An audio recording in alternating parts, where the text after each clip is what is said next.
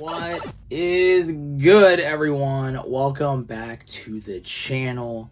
Guys, in today's very special video, we are doing a review. That is right. And the review is going to be for a game that I just recently finished playing. So first of all, before I say the game, even though you probably saw the thumbnail and the title, you already know what game it is, I gotta say thank you because I made a post over on the YouTube community section. If you're not familiar with that, go check it out. We do posts on there, memes, things like that. I asked if you guys wanted me to do a review on this game, and there were a lot of comments, a lot of likes, which basically just showed me that yes, there is interest in me doing a review on this game. So this is the second review I've done here on this channel. Y'all make sure to go check out the first review. It was for Pokemon. Guys, without further ado, we are doing a review on Paper Mario, the Origami King. Now, guys, I got a little bit of a love-hate relationship with this game. First of all, we'll hit you with some positives, right? Beautiful.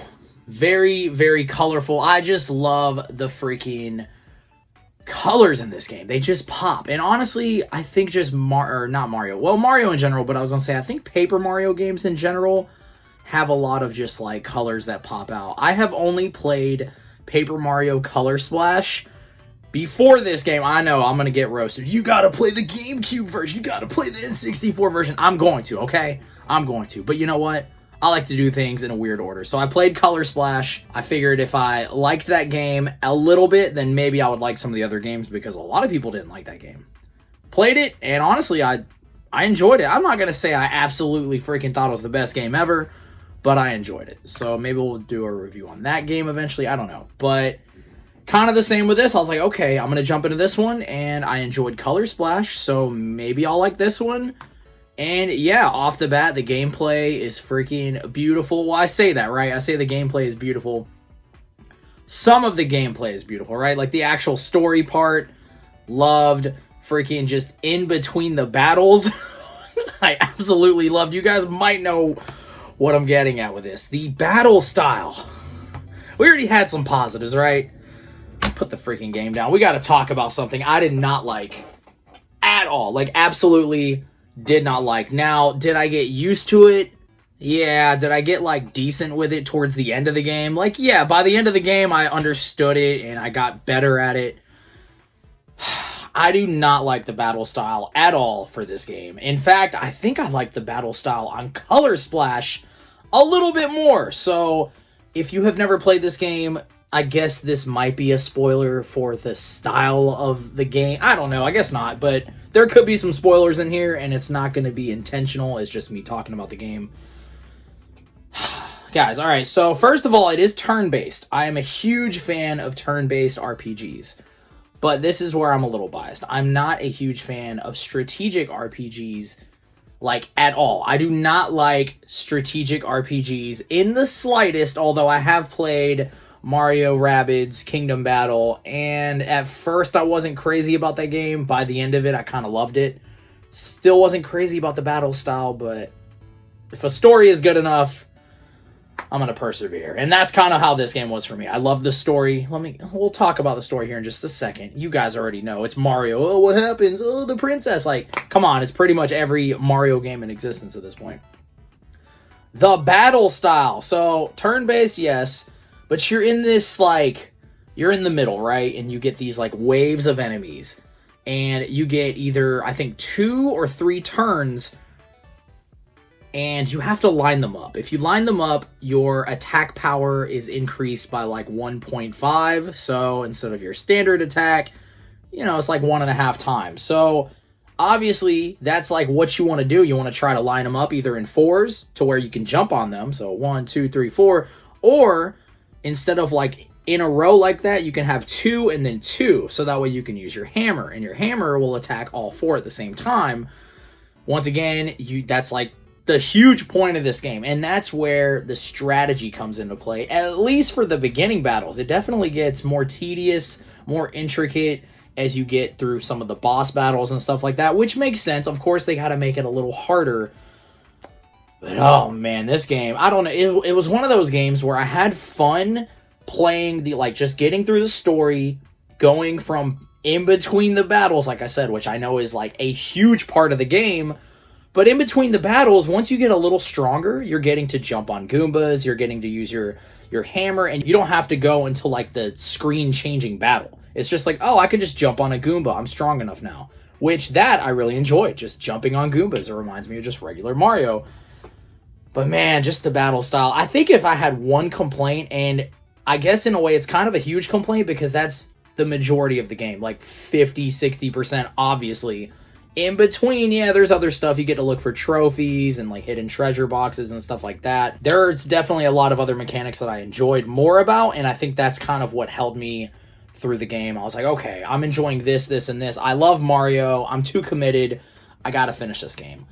Honestly, it took me a really long time to play through this game. I don't know if you guys have if you've played a game before that was like fun, but it was also just kind of like you weren't enjoying it. It wasn't sucking you in like other games do. This was kind of one of those games where it was just like every time I thought about playing it, I was like, I'm going to watch this Netflix show instead. I'm going to edit these 5 videos first. Like I kept putting it off, meaning I really wasn't like super hooked on it.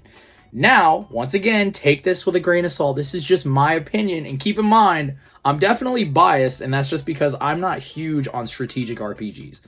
I would much rather just play, well, I do like turn-based, which this one is turn-based, but I don't want to freaking have to line up the enemies. I don't know, whatever. Okay, there we go. There's my big complaint about it. Back to the actual story, so we'll talk about that for a little bit here. Oh no, what happened? The castle. Oh no, Princess Peach. It's like every other story. And it sounds like I'm dogging on it, and I guess I am a little bit, but that's just because, you know, we can play the same story over and over again, and we still love it no matter what. Honestly, most RPGs that I play is like, oh no, the town got attacked. Oh no, we need a hero. He's gonna go on this journey. Yes, like that's pretty much every RPG ever, and I continue to play them. I'm currently playing Trials of Mana right now, and it's a very similar story. We're not going to jump into that. That might be a future review. But anyways, in this case, you got Bowser that kidnaps the princess. Just kidding, you don't. It's actually not Bowser, and Bowser ends up, spoiler, I'm about to say a spoiler, pause the video, skip it, end it. Bowser ends up helping you. And I thought it was kind of cool because in Super Mario RPG, one of my favorite Mario-related RPG games of all time on the Super Nintendo, you get to team up with Bowser in that game too, and I thought that was awesome. So, Bowser in this game is like a folded up little postcard, and he's just like hopping. Like, okay, pretend this is Bowser, right? He's just like, like hopping along through the freaking game, which I thought was incredible. But Bowser's not the bad guy in this game. You have, hence the name here, the Origami King. Yeah, that essentially is who the bad guy is. And I'm about to say some more spoilers, so skip the video if you don't want me to tell you what happens. But, well, you know what? I don't want to tell you what happens, because then that is like a huge spoiler. You kind of find out how, like, this origami is created, and you find out why, why the Origami King is so upset. Of course, it just ends up being something freaking silly, which there is just so much silliness about this game, which I really enjoyed. There's just so many, like, bad jokes, so many just dumb little bits of humor. So, for example, this might be a little bit of a spoiler, but you have Luigi, and he just shows up randomly throughout the entire game. He's like, when all hope is gone, here's Luigi riding in on a freaking, like, go-kart, or, like, his little Mario Kart, I get. Well, it's not Mario. You got it. He's a little car, and then he's like, hey, I helped to find the key, and then it's like, this is not the right key, but this key helps, and like, yeah, anyways, a little bit of a spoiler there. But yeah, it's just like that quirkiness, which I guess you get that in a lot of Mario games anyways. But that's why I said I have like a love-hate relationship. Like, I loved a lot of stuff about this game. Like that, just the humor, just the gameplay, the colors, everything just pop out at you. But overall, the big hatred part is for just the battle style. Now, if they took away that battle style, I feel like this game would have been freaking 100 out of 100. I don't know what kind of scale we have here. A+, like whatever. It would have been like up there. But once again, the battle style, not crazy about. You do get used to it. It's just like anything else. Once they throw something weird at you, you're just like, you practice it.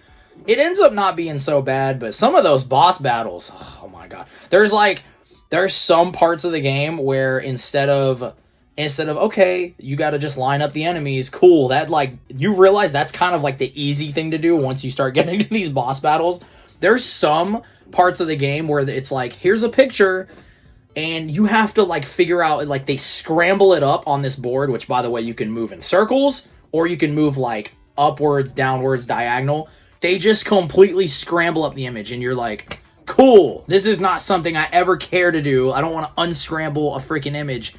But you have to. Like, that's part of that area, and there you have to do that a few different times in the game. That was one of those moments I was like, I'm going to put the game down, and I'll come back to it. Like, I'm going to go do everything else I can. I'll come back to it. So, a few moments of, like, I guess rage quitting in a way, but kind of just more, like, annoyed quitting. It wasn't really just like, this is so hard. This is just, I don't feel like doing this. So, maybe I'm, like, being lazy. I don't know.